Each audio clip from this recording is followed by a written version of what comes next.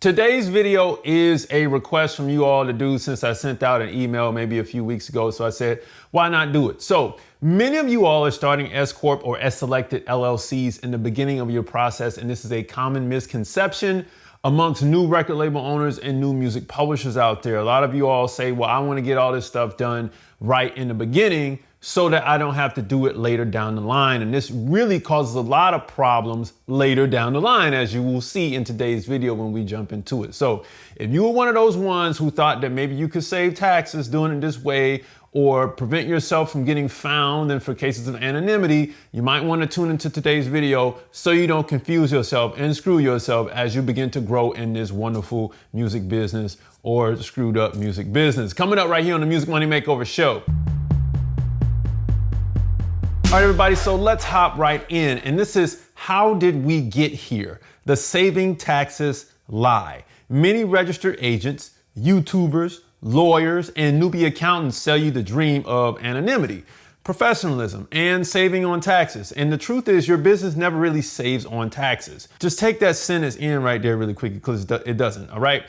S-Corps are a tax strategy designed to separate the business taxes from your personal taxes so you can reduce the tax liability on profits that can otherwise be used to further invest in the business. And I'm gonna get to what I mean by those profits in a later slide.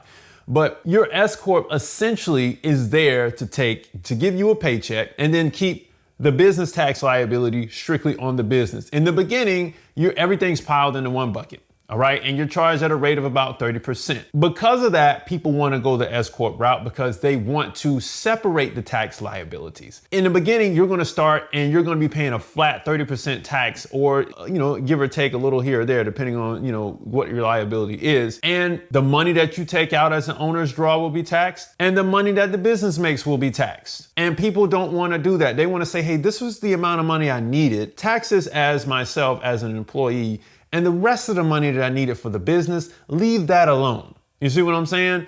Don't tax that because I need that money to reinvest in the business. And that's why people went the S-Corp route. That's why we use it, okay? For those of you all who are getting started, as I continue and I go deeper in today's video, you will see that, oh, I didn't really need it. And those people, those YouTubers, LegalZoom, InkFile, all these people who allowed me to make the S selection in the beginning, they weren't really helping. The accountants, the lawyers, especially lawyers, because these people, they don't run businesses. They run their firms. And the newbie accountants who don't know are saying, this is great for you because you're going to come out the gate and you're going to get lots of capital to start your business. And things are going to be wonderful and you're going to be up and running in 6 months. That is selling you a dream, man. And it's not the way it goes. And for a record company to just get capital out the wazoo, it's probably not going to happen. And for you to actually turn a profit supremely fast in order to make the S election make sense, it's probably not going to happen. So I'm not going to soapbox too much here. Let's keep going. Now, are you profiting 50K or better? If you're not profiting $50,000 or better, then you don't need to be in the S-Corp club. Because in order to get money out of a business that has been S-selected for you, you must pay yourself a reasonable salary. Payroll is an expense for the business.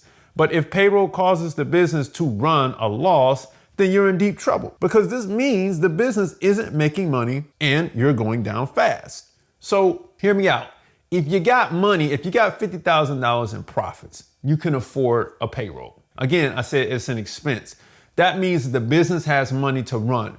But what happens if you're not profiting that much so the business has money to actually run itself and you have money for a paycheck? What happens if let's say you're profiting $1,000? That means in that little $1,000 window, that's all the business has. If you drop below it or above it is great, but if you drop below that little $1,000 in profit that you're making every month or every year, if you're making $1,000 in profit every year, then chances are you're going to drop somewhere on that payroll and not be able to make it. Now, there are more advanced steps that you can do to make sure that you make payroll. But if we're talking about $1,000 profit margin window, you're not ready for the S-elected business. You're not ready for payroll because it is entirely too expensive.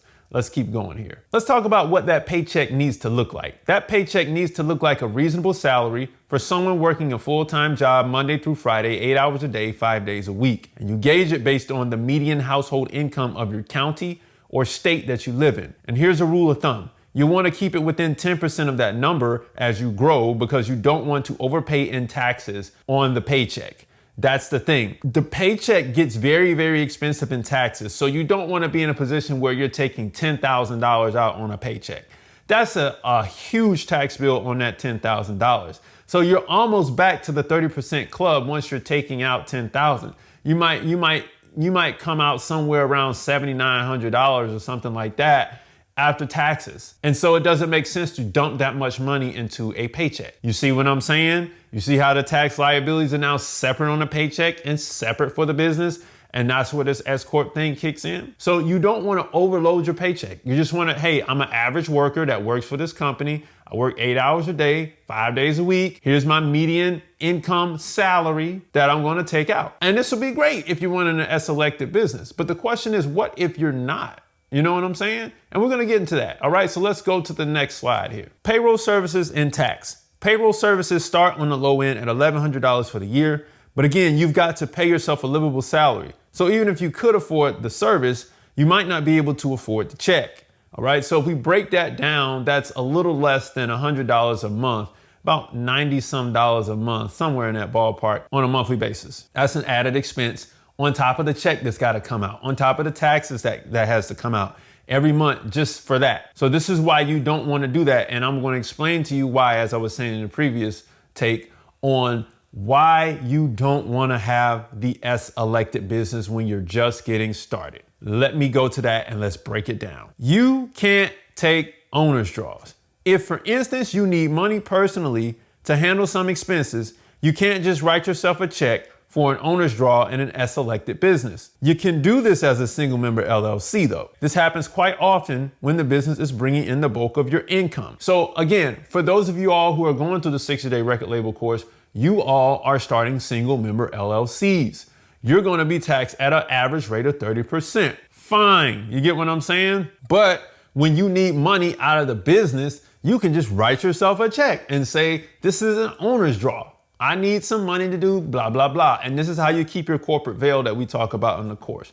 But with an S-elected business, you cannot do that. You can't just go take out money when you need it for yourself because, man, I got a bill that I need to pay personally. Again, if we're making that much money to be in an S-elected business, we don't want to pierce our corporate veil because people are looking at us like, oh man, they're making some money over there. I wonder if I can get them for something, right? You got a little bit more risk going on. So you don't want to pierce that corporate veil. You don't want to commingle your funds. And this is the number one way it happens. So how do you get that money out? You got to take a paycheck, like I said, or you can take a distribution, but I don't want to jump the gun. So let's keep going. So let's talk about the answer to what I was just saying here. So what if I write myself a check or 1099 my business? In essence, this sounds genius. I know it does. However, what you just did was evade payroll taxes that was supposed to come from the paycheck. And because the IRS knows it's your business, because you created the EIN with your social security number, there was really no other way, you will be getting a knock at your door a few months after your taxes are filed, or you will definitely be getting an audit because you cannot 1099 yourself. This is the equivalent of writing the owner's draw, but in this case, you're not a Schedule C. I know this tax stuff is a little confusing here, but you can't just write yourself a check and say, oh, well, I worked for the company, I should do that. Because now the government is like, wait a minute, this is your company, but you're S-elected. Why, if you're doing work for your company, according to our rules for an S-elected business, you got to be on a reasonable salary. You can't just come and take money.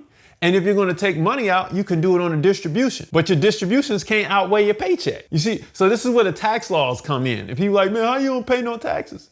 There's certain ways to do this. You know, if you need money from your business, you can do what's called an Augusta loophole. I do it all the time. You can do it, but you can't do it. You got to pay yourself a payroll. You can't do that unless you're doing that. You get access to the Augusta loophole once you're in the S-elected position, but you got to have money in order to get that money out. You get that money out tax-free. It's a tax loophole. The distributions are tax-free to a certain point, so long as you don't exceed the limit that the IRS allows you to take out for distributions, because they don't want you to abuse the distribution. Because again, you're supposed to be paying payroll taxes because you're evading the paycheck. You don't want to do that. Then you're going to put yourself in a world of trouble. And this is what's happening to a lot of you all who are going through my course and you're going through LegalZoom and you watch these videos on YouTube about S-Corps, and then the next thing you know, you set one up, you come to me, you say, hey, I set up an S-Corp, and I'm like, why? Why would you do that and you have no income? You have no strong income. It doesn't make any sense. You're getting ready to set yourself up for the letdown, and you don't want to do that. So let's keep going. Well, can I just take a distribution?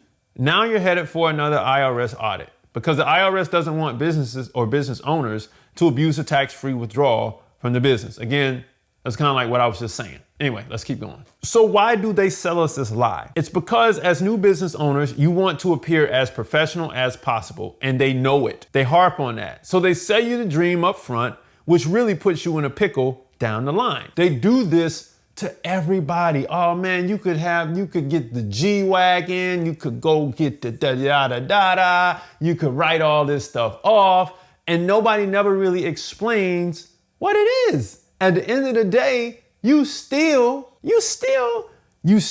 have to make money as the business. Oh man, I'm gonna get an S-selected business that's gonna secure me from anonymity. No, man. No, it's not. That's not how it works. I'm gonna raise all this capital with my S-selected business. Man, the credit all works the same. It all works the same. If you don't have good personal credit, you ain't gonna get no good business credit to start with. But if you do get good business credit, that's where you're gonna start, because there's no income proven on the business. You can't start a business and walk in and get a line of credit. That's not how it works. Because if you want a line of credit, this is gonna be way lower in interest than a credit card. And they're gonna want 2 years worth of income statements. They want some collateral, whether it be savings or whether it be income receivables on your account. They want all that stuff, and you can't do that in the beginning. So stop listening to this dream of getting an S-selected business and getting the G-Wagon tomorrow. It's not gonna happen. See what I'm saying? Let's keep going. So what should I do then? Continue to position yourself as a single member LLC. On average, your tax will be 30% across the board, but it will be easier for you to manage. And this is what I recommend for everybody. So for those of you all who may be profiting already and you wanna do the S-selected thing, I recommend that you go ahead and do it, especially if your accountant says, hey, it's time to do it. For those of you all who want to get started in this process and work your way up to advanced tax strategies for your record label so you can be rolling in the cash, I recommend that you start with the single member LLC process in the beginning of the 60-day record label course. So for all of my newbies and all of my new creators and new music executives who want to get started in this business, record label or publishing company, whichever one you want to do, in 60 days or less, to actually build that LLC and go into that S corporation tax strategy, advanced tax strategy method so you can get the G-Wagon, then start with the 60-day record label course today. This will allow you to get the funding in the beginning that I was just talking about with the business credit. And then on top of that, you'll be able to prevent yourself from getting screwed contractually, because I'm going to give you the top 3 contracts that you need to know how this business operates on. So that's going to really help you a lot. And then on top of that, you'll be able to keep the middleman out of your pockets when it comes to those royalties. But if you are skeptical about this process, if you are scared of this process, grab the free guide below, 10 major steps to increase your record label's profits. A free split sheet is included with that download. And actually, I should also tell you, a free sort of mini course is included with that download as well. So go grab that today. All right, but let's talk about the upside in this whole process. Staying a single member will relieve a lot of headaches for you and your process, believe me. The accounting gets even more tricky as you grow, and you will have to hire an accountant to help you along the way. But if you stay in the you can rock out in the single member space, even at 100 grand a year, you can rock out here. I don't recommend it, because unless you know how to spend the money the right way, bringing in $100,000 in revenue, I would probably get out. So let's say you bring in 100 grand a year and you profit 50, go ahead. This is for most of my content creators or my digital music artists or my music producers who lease beats online. This is for y'all, because y'all are strictly doing content only and selling online.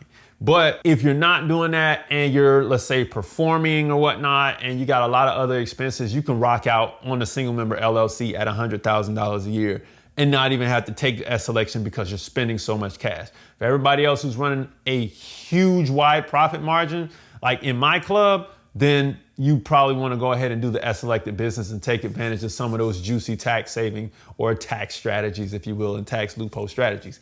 But the downside to this for those who are performers and who don't want to actually use the system the right way. This is the downside. So if you use the S-Corp, you will be so confused during tax season that you won't want to continue. And all of your tax affairs have to be reworked, causing lots of wasted time and stress that you didn't need to have and you didn't need to lose. Because all of that time you put into it, it was like, oh my God, they said this was going to be great, but now it's like, I got to go.